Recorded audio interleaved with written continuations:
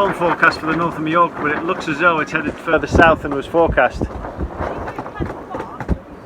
So we've just seen fork lightning heading over this way.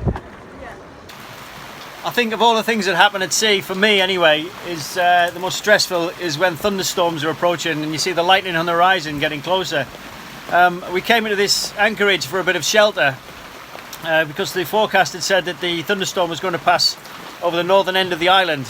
But in the last hour it turned and started coming south, and so basically it passed just along the shore here, and part of it broke away and went out at sea, and so it kind of bifurcated past our anchorage, which was a bit terrifying because we had lightning bolts on both sides of the anchorage but not actually in the anchorage.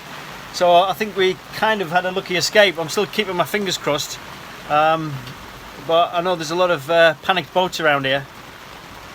But it just goes to show you shouldn't always rely on these weather apps.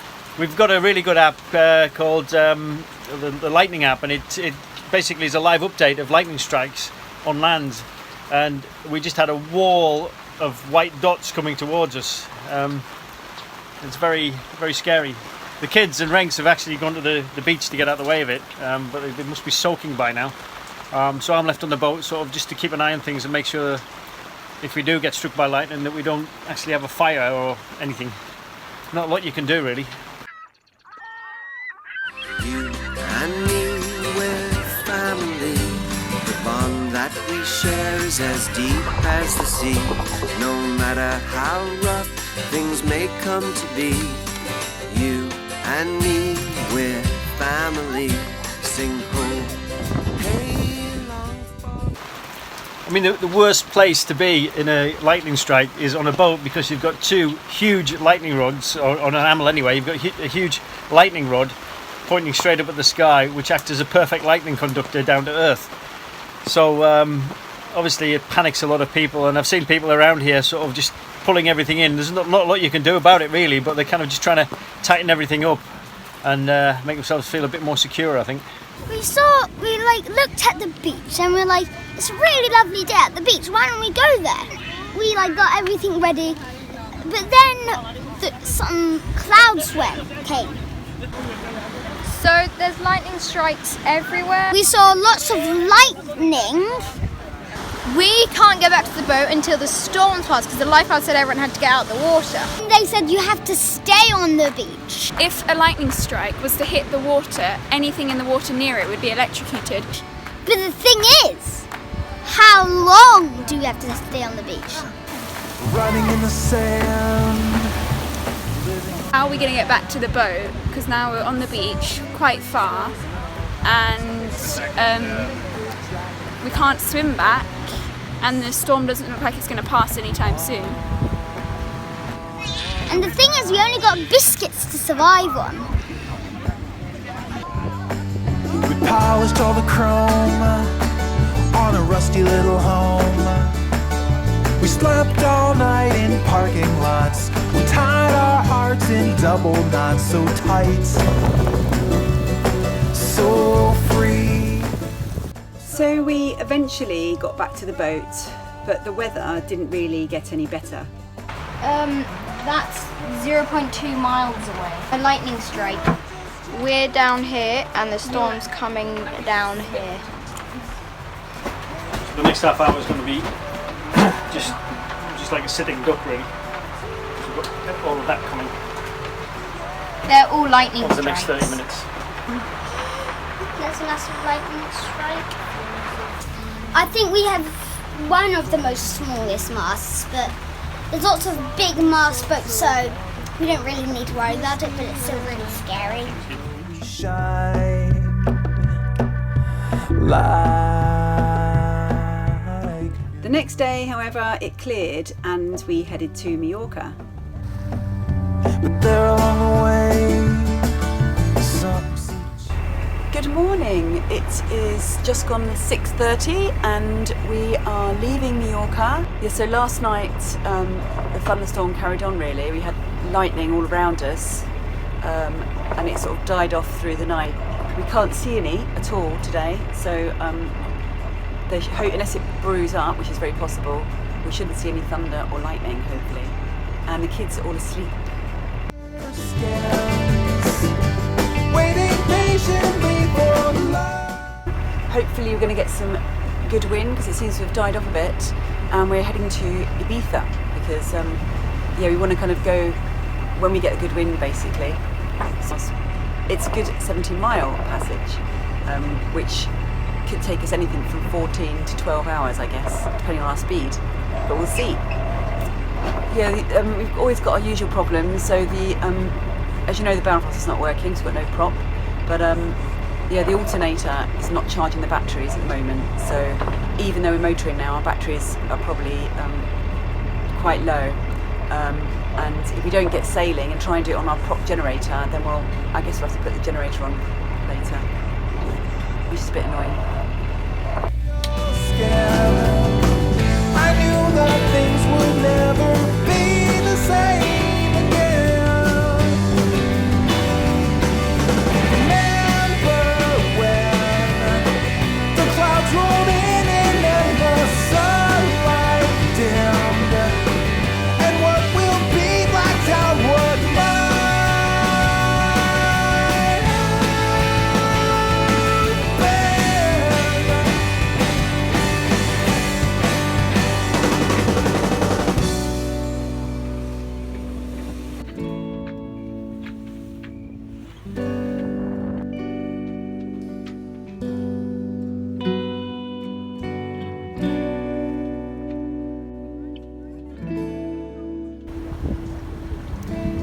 We have arrived in Mallorca after a good 60 to 70 mile passage. Pretty good, we sailed pretty much all of it really, and we had the pole out as well, so we could deal with the swell. So here we are on the northeast corner of Ibiza. Did I say we arrived in Ibiza or did I say we arrived in Mallorca? You really said Madeira. Madeira? Anyway, I think we're in Ibiza, and this is the northeast corner, and this bay is called Kaya Boix, or Kaya Box. Or Long journey, isn't it? What's a long journey? You don't even know whether Madeira or Mallorca or... Alright, you've done that one now. So yeah, we're definitely in Ibiza, and this is Kaya Box. We've not been here before, but it looks pretty nice.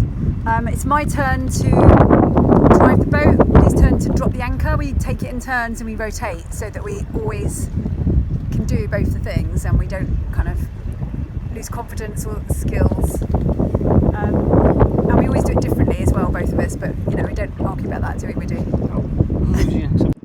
And none of us have drank this year either, or hit any other boats. You'll be pleased to know. Anyway, so there's a very shallow area over there, 2.1 metres, so I'm staying away from that. And then we're going to try and cozy up with those other boats in there. There's 3 boats already.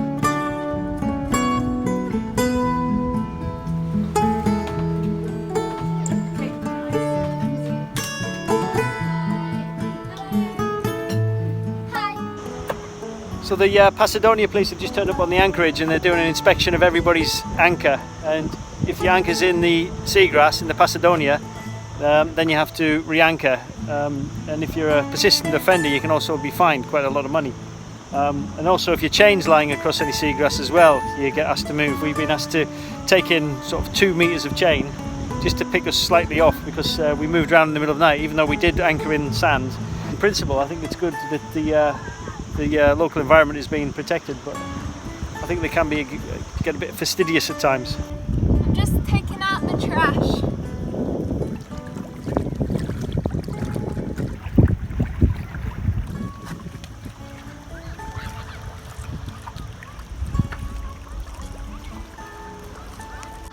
It's Rowan taking out the trash, boat kid style. So if you watched our last vlog, you'll recall that our bow thruster came off when we came into the small harbour. So we've got a spare one, luckily. It's a bit old and a bit knackered, but that's all we've got. So the next job is to try and put the spare prop back on underwater, which we've never done before. So I suppose there's always a first for anything.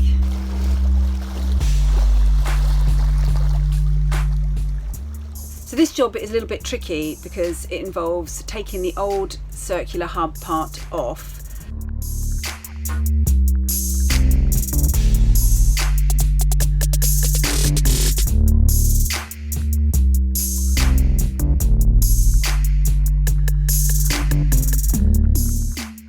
And then putting the new one on, and then putting the propeller on top of that and screwing about 6 plastic screws into it underwater.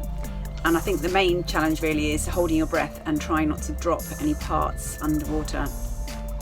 Yeah, so on our bow thruster, the prop is designed actually to shear off where the screws are in case anything gets caught in it and wraps around it. And then therefore you lose the prop. That's kind of what happens, but it's a bit annoying obviously when it does happen, but the main thing that we do is you only kind of lower it when you're going very slow. It has to be under 3 knots, only kind of just before you need it, and then you kind of fold it away again after. But yeah, unfortunately these things do happen.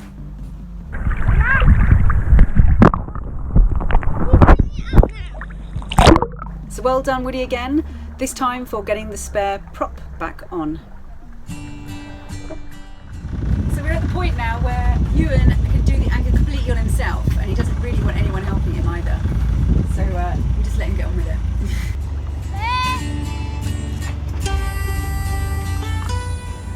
Yeah, we're going just around the north side of Ibiza. So yeah, just kind of hopping our way around, taking it easy. And yeah, there's a nice little bay around the corner, so we're going to go around there.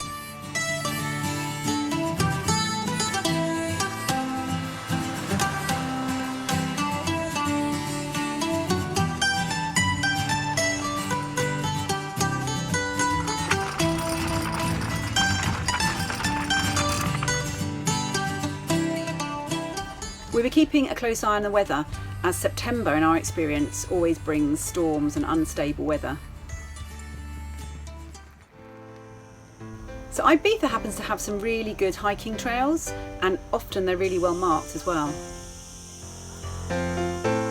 The thing good about walking is you get exercise in your legs, and Mum and I find lots of rosemary and herbs.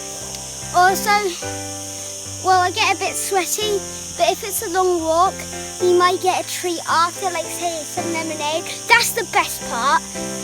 Right now we're going to a cave, and I'm hoping, I don't know what it looks like, so I really want to see it.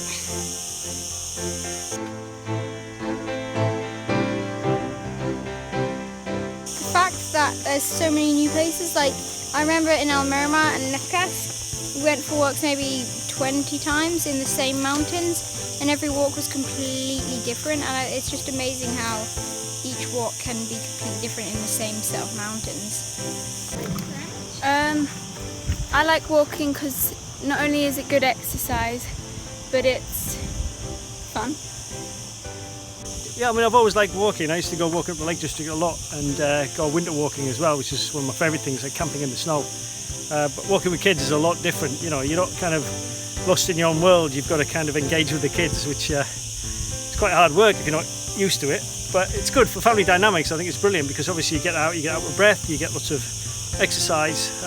But as you sort of go through narrow paths and through tunnels and through the trees, the group breaks up and splits back together, so you end up like speaking with each other just about random stuff, you know, stuff that you wouldn't really speak about around the table. So I think walking is a great way of opening up the channels of communication within a family, let's say.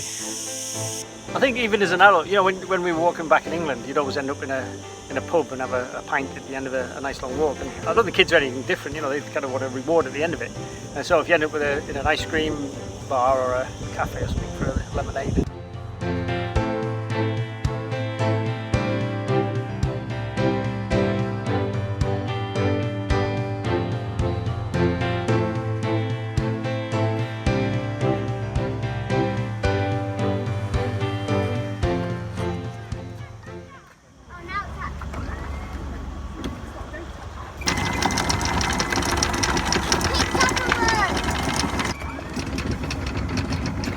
massive cable, and for some reason the anchor's actually wrapped itself around it. No idea how that happened. It's really heavy. It's heavier than the boat. Okay, yeah, so that was a bit of a drama this morning. We always like a drama in the morning. Yeah, today we managed to pick up a cable, a very thick cable.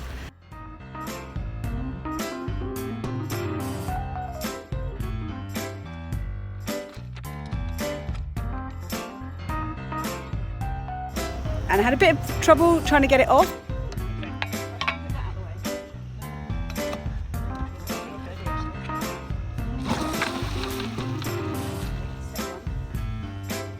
Look at all the fish.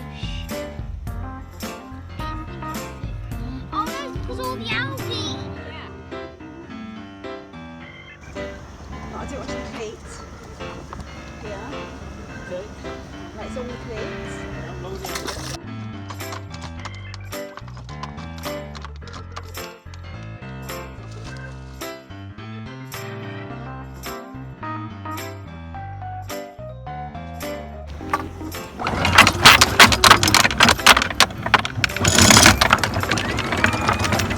We managed to do it with the help of the kids.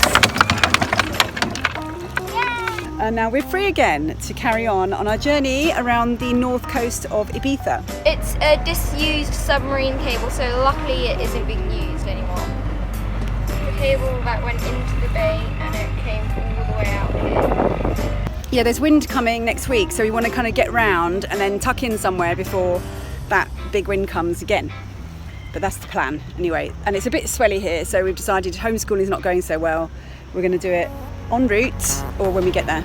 Darrock driving this morning. He's checking the depth as well, aren't you, Darry? Yeah.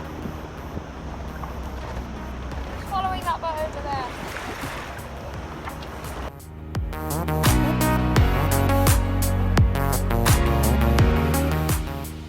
So we finally arrive in Caia Characas, which turns out to be a brilliant bay for getting all the water toys out. So we have a lot of fun, but find out in our next episode about more trouble we have with the outboard this time, with the weather and with our main engine. Stay tuned.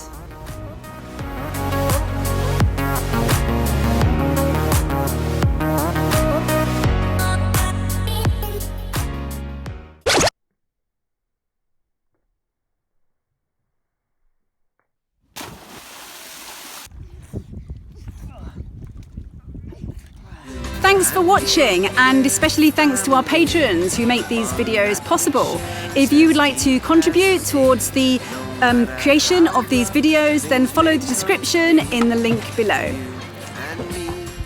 So we would really love to hear from you. If you want to leave comments, you can go to the Facebook page, Instagram, or even the Patreon page and leave comments there. And don't forget to subscribe. And if you want to do it, do it. Right.